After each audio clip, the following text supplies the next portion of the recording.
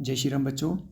पहले वीडियो प्रारंभ करने से पहले मैं आपको बता दूं कि यहाँ जो हमने पांचवी वीडियो थी हमारी, उसमें बेटा एक क्वेश्चन गलत हो गया है। वो आप सभी से मैं माफ़ी चाहूँगा और उसको यहाँ सुधार लेते हैं। बोलता है कि ह कौन सा वर्ण है ना।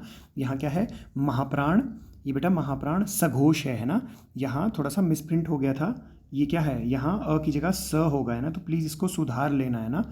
यहाँ महाप्राण सघोष वर्ण होगा ये, है ना, अघोष नहीं है, सघोष है। ठीक है, आगे करते हैं। और जो बेटा ये सीरीज है, बाकी आप करो ना करो, पर इस चीज़ में है ना, इसमें अपने नंबर अच्छे से लिख भी रखना है ना। और यही पैटर्न मिलने वाला है। ये असल में आपको लग जाएगा पता कि आप कितने पानी में हैं और HPSSC का कितना मतलब स्टैंडर्ड है ना। शिमला चयन बोर्ड का ये स्टैंडर्ड आपको इन क्वेश्चनों में दिख जाएगा ना। इसी लेवल के ही क्वेश्चन आपको पुलिस एग्ज़ाम में मिलेंगे ना। अगर जिसके 15 नंबर बन रहे हैं तो वो उसकी तैयारी अच्छी है, अदरवाइज़ आप देख लो कि कितनी मेहनत करने की ज़रूरत है। ठीक है, अभी टाइम वेस्ट ना करते हुए सीधा क्वेश्चन पे आते हैं। बोलता है कि किस विकल्प में सभी शब्द पर्यायवाची के रूप में उपयोग में लाए जा सकते हैं। मतलब कि आपको देखना है इन चारों में से के पर्यायवाची के सबसे शुद्ध किस में है ना। एक ही पर्यायवाची किस में सबसे शुद्धतम रूप में आया है ना। तो पहले बोलता है समीर, वात, मारुत, पुरंदर, अनिल या सदन, निलय, निकेतन, मंदिर, धाम, हिमांशु, सारंग, मृगांक, प्रभाकर, राकेश, या फिर इला, वसुधा, भरा, इप्सा और सौदामिनी। तो बच्चों इसका क्या हो जाएगा, इसका हो जाएगा ऑप्शन बी, सदन, निलय, निकेतन, मंदिर, धाम। ये किसका है, घर का। ये आप देखेंगे पहले में समीर, वात और पुरंदर देखेंगे तो बेटा ये इंद्र का है ना। बाकी सब किसके हैं, वायु के हैं, पर ये इंद्र का है ना। फिर तीसरा देखेंगे हिमांशु, सारंग। बेटा यह सारंग देखेंगे तो ये हिरण का भी है और शेर का भी है। बाकी किसके हैं, बाकी हैं आपके चांद के, है ना। फिर बोलता है इला, वसुधा, भरा, इप्सा और सौदामिनी। तो बेटा यहाँ देखेंगे आप, सौदामिनी किसका है, बिजली का। ये मैंने AVS एकेडमी वाले बच्चों को जो मेरे से पढ़ते हैं उनको तो मैंने सारी चीज़ें करवा के रखी हैं ना, वो वहाँ से भी चेक कर सकते हैं। ठीक है, और ये सारे क्वेश्चन जितने भी हैं सारे PYQ हैं। ठीक है, शिमला चयन बोर्ड के ही सारे क्वेश्चन हैं ना। इनको अच्छे से करिएगा और देखिएगा लास्ट में स्कोर देखिएगा कितनी गलतियाँ करते हैं आप, है ना। बोलता है कि कर रहा हूँ ना, इस वाक्य में न अव्यय है। तो ये न अव्यय क्या है, निषेधवाचक है, निश्चय के अर्थ में है, प्रश्नवाचक है या समुच्चय बोधक है। तो बेटा इसका क्या हो जाएगा, इसका हो जाएगा निश्चय के अर्थ में। देखो निषेधवाचक तो नहीं है, यहाँ मना नहीं किया गया है ना, प्रश्नवाचक भी नहीं है, और समुच्चय होता है क्या, समुच्चय मतलब समूह, है ना, समूचा। तो ये दो वाक्यों को जोड़ने का जो काम करता है वो समुच्चय बोधक में आता है। तो यहाँ जोड़ने का तो काम नहीं हो रहा है, यहाँ ना पूछा है ना। ठीक है, नेक्स्ट करते हैं। इन क्वेश्चनों को जरूर लगाइएगा प्लीज़, है ना, और अच्छे से इनके नोट्स भी बना लीजिएगा। बोलता है कि निम्नलिखित में से निश्चित संख्यावाचक विशेषण का भेद नहीं है ना। ये आपको बहुत अच्छे से करवाए हैं जब विशेषण करवाए थे तो, है ना। बोलता है क्रमवाचक, आवृत्तिवाचक, प्रत्येक बोधक या प्रत्येक वाचक या फिर परिमाण बोधक, है ना। तो इसमें क्या आ जाएगा, इसमें आ जाएगा परिमाण बोधक, है ना। ये इसमें नहीं आएगा। ठीक है, बाकी उपरोक्त 3 इसमें आ जाएंगे, है ना। नेक्स्ट करते हैं। बोलता है कि किस वाक्य में 7 शब्द का संज्ञा के रूप में उपयोग हुआ है ना। क्वेश्चन अच्छे से पढ़िएगा, किस वाक्य में 7 जो शब्द है, शब्द का संज्ञा के रूप में उपयोग हुआ है। तो बोलता है कि मेरे और पड़ोसी के बच्चे साथ पढ़ते हैं, बेटा ड्राइवर के साथ गया, वे सभी साथ घूमने जाते हैं, मुसीबत में अपने भी साथ नहीं देते। तो बेटा ये क्या हो जाएगा, अगर ध्यान से पढ़ा होगा आपने तो ये ऑप्शन डी हो जाएगा। देखो यहाँ जो उपरोक्त 3 है, ये जो साथ आ रहा है ना, ये साथ किसके लिए बोल रहा है, ये साथ जाने के लिए बोल रहा है ना। और ये वाला जो साथ है ये भाव के रूप में आ रहा है कि वो साथ निभाने वाला बोल रहा है ना। ठीक है, तो आपको यहाँ समझ में आ गया होगा कि इसका क्या हो जाएगा, ऑप्शन डी हो जाएगा, है ना। नेक्स्ट क्वेश्चन करते हैं। बोलता है कि पुरी में रथ यात्रा बड़ी सुंदर होती है, रेखांकित पद कौन सी संज्ञा है।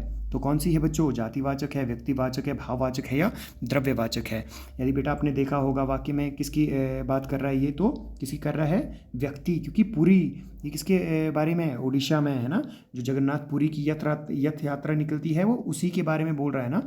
अगर सिंगल शब्द पूरी दिया होता तो वो जातिवाचक में आ जाता है ना, पर यहाँ पर्टिकुलर का नाम दिया है क्योंकि रथ यात्रा सिर्फ कहाँ निकलती है, जगन्नाथपुरी, तो ये उसी की बात हो रही है। तो ये किस में आ जाएगा, व्यक्तिवाचक में, है ना।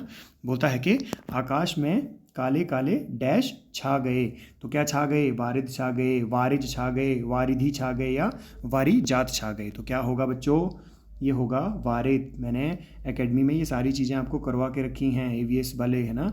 जितने भी बच्चे होंगे गलतियाँ नहीं करेंगे। ठीक है, नेक्स्ट करते हैं। बोलता है कि क्रांतिकारी शब्द संज्ञा के किस भेद का उदाहरण है। तो बच्चों आप देख रहे होंगे कि व्यक्तिवाचक है, जातिवाचक है, समूहवाचक है या भाववाचक है। तो ये बेटा क्रांतिकारी जो है वो किस में आ जाएगा? वो जाति, क्योंकि क्रांतिकारियों की जाति होती है ना। वो व्यक्तिवाचक में तो बिल्कुल नहीं आएंगे, समूह में भी नहीं आएंगे और भाव तो ये बिल्कुल भी नहीं है ना। तो किस में आएगा? आपका जातिवाचक में, है ना। ठीक है, नेक्स्ट क्वेश्चन करते हैं। बोलता है उतना ही पैर पसारिए जितनी लंबी चादर हो। रेखांकित पद सर्वनाम का प्रकार है। तो ये कौन सा है? उतना और जितना। ये क्या है? अनिश्चयवाचक है, निश्चयवाचक है, संबंधवाचक है या पुरुषवाचक है। तो बेटा थोड़ा सा ध्यान देंगे तो क्या है? संबंधवाचक। ये किस चीज़ को दिखाने का काम कर रहे हैं? संबंध को दिखाने का काम कर रहे हैं। किसके बीच में? पैर और चादर के बीच में, है ना। इन दोनों के बीच में संबंध दिखाने का काम कौन से शब्द कर रहे हैं? उतना और जितना शब्द, है ना। Very good. अभी आप आगे देखिए। नेक्स्ट क्वेश्चन है, बोलता है निम्न में से कौन सा शब्द विशेषण नहीं है। यहाँ दयावान, है ना, दयालु, दया या दयाद्र। तो ये क्या होगा बच्चों? दयावान। दयावान कोई व्यक्ति है तो दयावान उसकी विशेषता है। दयालु कोई व्यक्ति दयालु है तो ये भी वो दयाद्र, है ना, ये भी इसकी विशेषता है। यदि हम दया की बात करें तो क्या है? ये संज्ञा है, भाववाचक संज्ञा है ना, दया। ठीक है, नेक्स्ट क्वेश्चन करते हैं। बोलता है कि इस पुस्तक को देखो, यह कितनी उपयोगी है। रेखांकित पद सर्वनाम का प्रकार है। तो यह क्या है बच्चों? ये क्या है? अनिश्चयवाचक है, निश्चयवाचक है, संबंधवाचक है या निजवाचक है। तो किसमें आ जाएगा बच्चा लोग? ये निश्चयवाचक में, क्योंकि ये निश्चित कर रहा है ना, किसी किताब के बारे में बोल रहा है। जो यह क्या है? निश्चय, है ना। वो जिसको बता रहा होगा उसको भी पता है कि कौन सी किताब है, जो बोल रहा होगा उसको भी पता होगा, है ना। तो क्या है? निश्चितता को दिखा रहा है ना, तो निश्चयवाचक होगा इसमें। नेक्स्ट करते हैं बच्चों। बोलता है कि लौह पुरुष ने सभी देशी रियासतों के एकीकरण को संभव बनाया। रेखांकित पद संज्ञा का कौन सा भेद है? ये कौन सा है बच्चा लोग? लौह पुरुष। ये किस में आ जाएगा? आपका व्यक्तिवाचक में। व्यक्तिवाचक में क्यों आएगा? क्योंकि सरदार वल्लभ भाई पटेल जी को कहा जाता था लौह पुरुष। ये उन्हीं की ही बात कर रहा है, तो किस में आएगा? ये व्यक्तिवाचक में ही आएगा, है ना। नेक्स्ट क्वेश्चन करते हैं। वह सो रहा था कि तभी अचानक उठ बैठा। रेखांकित पद क्रिया का भेद है। आपको क्रिया भी अच्छे से करवाई है ना। क्या है? सहायक क्रिया है, प्रेरणार्थक क्रिया है, संयुक्त क्रिया है या मुख्य क्रिया है। तो बच्चों आप यहाँ देख रहे होंगे ये क्या है? संयुक्त क्रिया। संयुक्त क्रिया क्यों? उठ माने उठना, उठना क्रिया, बैठना क्रिया, है ना। ये दोनों क्रियाएं क्या है? संयुक्त रूप में आई हैं, तो दोनों को अंडरलाइन किया है। तो ये क्या है? दोनों क्रिया का ही रूप है, उठना और बैठना। ये दो क्रियाएं हैं, तो किस में आ जाएगा? संयुक्त में, है ना। ठीक है, नेक्स्ट करते हैं। बोलता है कि बाकी आप खुद काफ़ी समझदार हैं। रेखांकित पद किस सर्वनाम का उदाहरण है? तो किसका है बच्चों? खुद जो आपका सर्वनाम है, संबंधवाचक है, निश्चयवाचक है, अनिश्चयवाचक है या निजवाचक है। तो ये किस में आ जाएगा? निजवाचक, जिसमें वक्ता अपने लिए, स्वयं, अपने आप, है ना, खुद जैसे शब्दों का इस्तेमाल करता है अपने लिए, तो वो किस में हो जाता है? वो निज में हो जाता है। तो यहाँ भी क्या है? खुद, है ना। ठीक है, नेक्स्ट क्वेश्चन करते हैं। बोलता है मुझे चोर उचक्कों से बहुत डर लगता है। रेखांकित पद संज्ञा भेद है। कौन सा भेद है ये? व्यक्तिवाचक है, समूहवाचक है, जातिवाचक है या भाववाचक है। तो चोर उचक्कों की जाति होती है, तो ये किस में आ जाएगा? जातिवाचक में। नेक्स्ट क्वेश्चन करते हैं।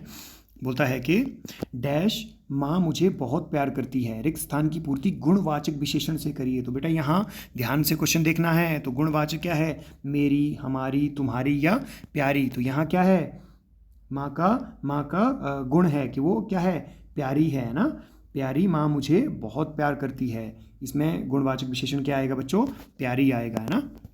ठीक है, नेक्स्ट करते हैं। बोलता है कि आध्यात्मिक का विलोम होगा।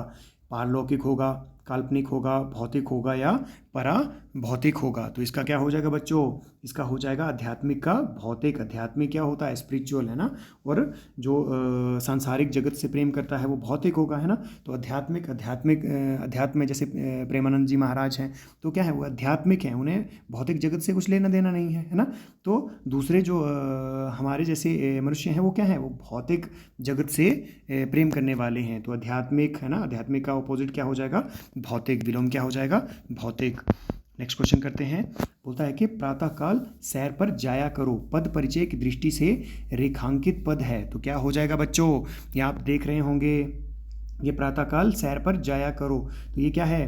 क्रिया विशेषण है ना, क्रिया विशेषण। और क्रिया विशेषण में भी कौन सा? क्योंकि जाना क्या है? जाना क्रिया है ना, जाना क्रिया है, तो ये किसकी विशेषता बता रहा है ना, क्रिया में किसकी, कि कब जाया करो, कब जाया करो? प्रातःकाल। तो प्रातःकाल किसको दिखा रहा है? प्रातःकाल क्रिया विशेषण में भी ये जो प्रातःकाल है ये क्रिया विशेषण में कौन सा प्रकार है इसका? ये है कालवाचक, है ना। क्या है? कालवाचक, समय के लिए, समय का समय को बता रहा है ना, तो किस में आएगा? ये कालवाचक विशेषण, मतलब कालवाचक क्रिया विशेषण में आएगा, है ना। आई होप समझ गए होंगे आप। नेक्स्ट करते हैं।